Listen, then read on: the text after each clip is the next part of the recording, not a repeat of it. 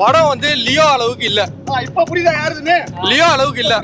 இதுக்கப்புறம் வரப்போற எல்லா லோகேஷ் படத்தையும் கைதி, மாஸ்டர், விக்ரம், லியோ கூட கம்பேர் பண்ணியே லோகேஷ் கதையை மொத்தமா முடிக்க போறாங்கன்னு தெளிவா தெரியுது. கூலி ஒரு ஸ்டைலிஷான ரிவெஞ்ச் த்ரில்லர் கமர்ஷியல் பிலிம். படத்துல கொஞ்சம் ஃபிளாஸ் இருக்கு, ஆனா அதை விட 100 மடங்கு பாசிட்டிவான விஷயங்களும் இருக்கு. 100 பாசிட்டிவான விஷயத்தை விட்டுட்டு 2-3 நெகட்டிவ்ஸ் மட்டுமே வச்சுட்டு லோகி கரியரோட வர்ஸ்ட் பிலிம், வீக்கஸ்ட் பிலிம், ஏன் டிசாஸ்டர்னே டிக்ளேர் பண்ண ஆரம்பிச்சிட்டாங்க. முதல்ல படத்துல இருக்க பாசிட்டிவ்ஸ் அண்ட் நெகட்டிவ்ஸ் பத்திலாம் சொல்லிடுறேன், அதுக்கப்புறம் இந்த விஷயத்துக்கு வரேன்.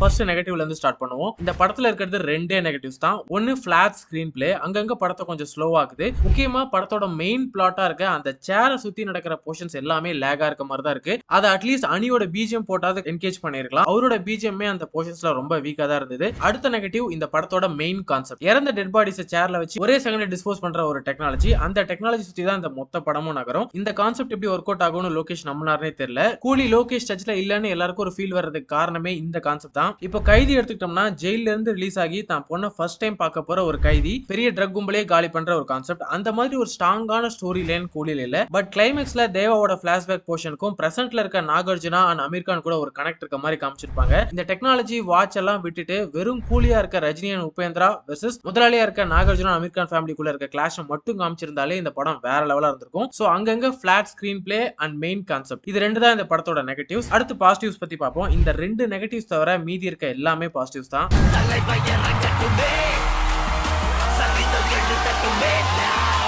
படம் ஸ்டார்டிங்ல இருந்தே இந்த படத்தோட பாசிட்டிவ்ஸ் அடுக்கி வைக்கலாம். சூப்பர் ஸ்டார், நாகார்ஜுனா, உபேந்திரா, ஷோபின், இந்த 4 கேரக்டர்ஸோட ரைட்டிங் தான் இந்த படத்தோட பெரிய பாசிட்டிவ். ஷோபின்லாம் படம் ஃபுல்லா வெறி பிடிச்ச மிருக மாதிரி சுத்திட்டு இருப்பாரு. அவர் ஸ்கிரீன்ல வர ஒரு போர்ஷன் கூட போர் அடிக்காது. செகண்ட் ஹாஃப்ல ஸ்ருதிஹாசனை சேஸ் பண்ற சீன்ல எல்லாம் ஷோபினை பார்த்தாலே பயமா இருக்கும். எவ்வளவு அடிச்சாலும் சாகாம இந்த பொட்டமன் படத்து கிளைமேக்ஸ்ல ரோஜா உடம்புல இருந்து வில்லன் அவரோட உடம்புக்கு வருவாரு. அப்ப அவருக்கு ஒரு எலிவேஷன் இருக்கும், பாக்குற எல்லாத்தையும் நசுக்கே கொண்டுட்டு போவாரு. அந்த மாதிரி ஒரு வில்லனிசம் ஷோபினுக்கு இந்த படத்துல இருக்கும். அடுத்து நாகார்ஜுனா. ரச்சகன்ல நம்ம பார்த்த நாகார்ஜுனா வில்லன் ரோல் பண்ணிருந்தா எப்படி இருக்குமோ அப்படி ஒரு செதுக்கலா இருக்கும் சைமன் ரோல். அவரோட look, I am the danger, BGM, ஆட்டிடியூடான வில்லனிசம்னு ஹாலிவுட் மெட்டீரியல் வில்லனா இருப்பாரு இந்த படத்துல.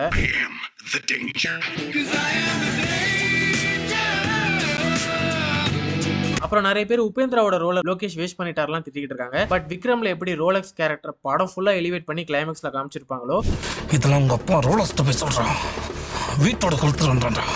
அதே மாதிரி இந்த படம் ஸ்டார்டிங்ல இருந்தே 2 மணி நேரம் உபேந்திரா என்ட்ரிக்காக எலிவேஷன் போயிட்டே இருக்கும். கொடுத்த எலிவேஷன்ஸ்க்குலாம் ஒர்த்தா இருக்க மாதிரி உபேந்திராவோட என்ட்ரி பயங்கர ஆறாவா இருக்கும். சூப்பர் ஸ்டாரோட ஆறாவையே டாமினேட் பண்ற மாதிரி வந்து நிப்பாரு.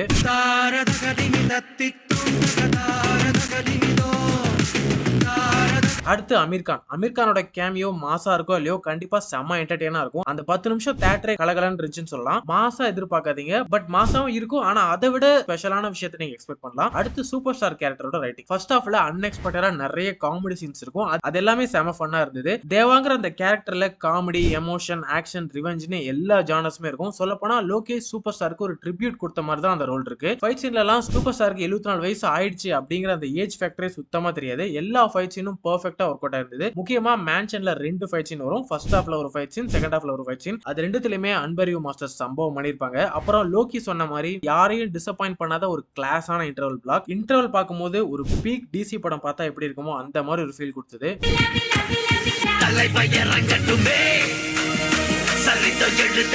அனிருத் ஆஸ் யூசுவல் அவரோட ஒர்க்கை கரெக்டா பண்ணியிருந்தாரு. இந்த படத்துல எது வேணா உங்களை டிசப்பாயிண்ட் பண்ணலாம், ஆனா தேவாவோட பிளாஷ்பேக் போர்ஷன் கண்டிப்பா டிசப்பாயிண்ட் பண்ணது. சூப்பர் ஸ்டாரோட டிஏஜிங் லுக் தாறுமாறா இருக்கும். லுக் மட்டும் இல்ல, இந்த படத்துல இன்னொரு விஷயமும் புதுசா ட்ரை பண்ணிருப்பாங்க. சத்யராஜ் அண்ட் சூப்பர் ஸ்டார் 2 பேரோட டிஏஜிங் கேரக்டருக்கும் அவங்க 80ஸ்ல பேசின வாய்ஸை கொண்டு வந்திருப்பாங்க. அந்த வாய்ஸ்ல அவங்க பேசுற டயலாக்ஸ் எல்லாமே வெறித்தனம். முக்கியமா ப்ரோமோல பார்த்த ஷார்ட் அப்ப ரஜினி அவரோட பழைய வாய்ஸ்ல ஒரு டயலாக் சொல்லுவாரு. அதெல்லாம் ஒர்த்தான மூமெண்ட். சொல்ல போனா அந்த மொத்த பிளாஷ்பேக் போர்ஷனுமே பீக் சினிமா. தெரிஞ்சிருந்தோ என்கிட்டயே விளையாடி இருக்க.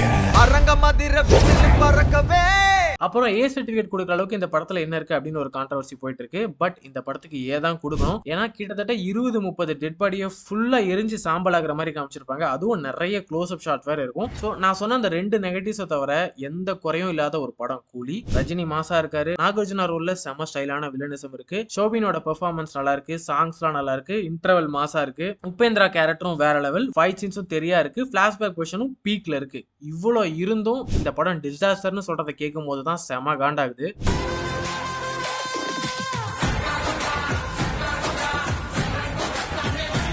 மத்த லாங்குவேஜ்லாம் எண்ணி பார்த்தா 10 ரிவ்யூவர்ஸ் தான் இருப்பாங்க. ஆனா தமிழ்நாட்டுல மட்டும் தியேட்டருக்கு போற எல்லாரும் ரிவ்யூவர்ஸ். இப்ப தெலுங்கு பப்ளிக் ரெஸ்பான்ஸ் பாத்தீங்கன்னா நாகார்ஜுனா சாலா உனாரு, பாகு உனாரு, பிளாக் பஸ்டர் அப்படின்னு போயிட்டே இருப்பாங்க. ஆனா தமிழ் ரெஸ்பான்ஸ் பாத்தீங்கன்னா சினிமாட்டோகிராஃபி சரியில்லை, கலர் கிரேடிங் சரியில்லை, டேரக்டரோட ஸ்கிரீன் பிளே ரேட்டிங் பெட்டரா இருந்திருக்கலாம், 1000 கோடிக்கு ஒர்த் இல்ல, 1000 கோடி அடிக்கணும்னு தியேட்டருக்கு போயிட்டு ஃபேன் ஃபைட் தான் போட்டுக்கிட்டு இருப்பாங்க. உண்மையிலேயே லோகேஷ் நினைச்சாதான் பாவமா இருக்கு. 2 வருஷத்துக்கு முன்னாடியே கூலி ஸ்டாண்ட் அலோன் அனௌன்ஸ் பண்ணிட்டாரு. சொல்லியும் அத்தனை யூடியூப் சேனல்ஸ் எல்சியூ தான் ரிலீஸ்க்கு முன்னாடி நைட் வரைக்கும் ஊட்டிக்கிட்டு இருந்தாங்க. இந்த மாதிரி குக் பண்ணு, அந்த மாதிரி குக் பண்ணு லோக்கி மேல பிரஷரை போட்டு அவரை சீக்கிரமே காலி பண்ணிடுவாங்கன்னு நினைக்கிறேன். படம் ரிலீஸ் முன்னாடி வரைக்கும் லோக்கி மாமா லவ் யூங்கிறது, ரிலீஸ்க்கு அப்புறம் படத்துல ஏதாவது சின்ன மிஸ்டேக் இருந்தா கூட ஒரு 10 கொலை பண்ணிட்ட மாதிரி ட்ரீட் பண்றது. கண்டிப்பா சொல்றேன், கைதி 2 ரிலீஸ் ஆகிற வரைக்கும் லோக்கியோட நிலைமை இப்படிதான் இருக்கும். 100 பாஷா அப்படின்னாங்க. அதான் விக்ரம் அளவுக்கு இல்ல, நீ விக்ரம் அளவுக்கு இல்ல.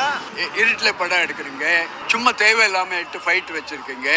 லோகேஷ் ரைட்டிங் ஆவரேஜ் இருந்துச்சு. 100 பாஷாவா ப்ரோ? சும்மா இருங்க, இது ஒரு படம் கிடையாது. சோ கூலி ரொம்ப கம்மியான குறைகள் இருக்க ஒரு நல்ல கமர்ஷியல் படம். இவ்வளவு ஹேட்டுக்கு கொஞ்சம் கூட டிசர்வே இல்லாத படம். நான் ஆல்ரெடி ட்ரெய்லர் ரிவ்யூல சொல்லியிருந்தேன், இவ்வளவு பெரிய கேஸ்டிங் வச்சிருந்தோம் கமர்ஷியல் படமா எடுக்காம அவர் யோசிச்ச கதையை மட்டும் நோக்கி அதை மட்டும் ஒரு கரெக்டா எடுத்திருந்தாலே அது பெரிய விஷயம் தான் அப்படின்னு அதை லோகேஷ் கரெக்டா பண்ணிருக்காரு. வருஷம் எப்படி 20-30 தமிழ் படங்களை அண்டர் ரேட்டட் லிஸ்ட்ல தூக்கி போடுறோமோ அந்த மாதிரி தமிழ் சினிமாவோட அண்டர் ரேட்டட் படங்கள்ல கூலியும் ஆல்ரெடி ஜாயின் பண்ணிட்டாங்க. சோ இந்த படத்துக்கு சினி பிளாட்ஃபார்மோட ரேட்டிங் 5க்கு 4. கூலி இவ்வளவு ஹேட்டுக்கு டிசர்வா? இந்த படத்தோட உங்க ஹானஸ்ட் ரிவ்யூ என்ன அப்படிங்கறத கமெண்ட்ல சொல்லுங்க. வித் உங்களோட ரேட்டிங்கோட 5க்கு நீங்க எவ்வளவு ரேட்டிங் கொடுப்பீங்க அப்படிங்கறதை கமெண்ட்ல சொல்லுங்க. இந்த வீடியோ பிடிச்சிருந்தா லைக் பண்ணி நம்ம சேனலை சப்ஸ்கிரைப் பண்ணிக்கோங்க.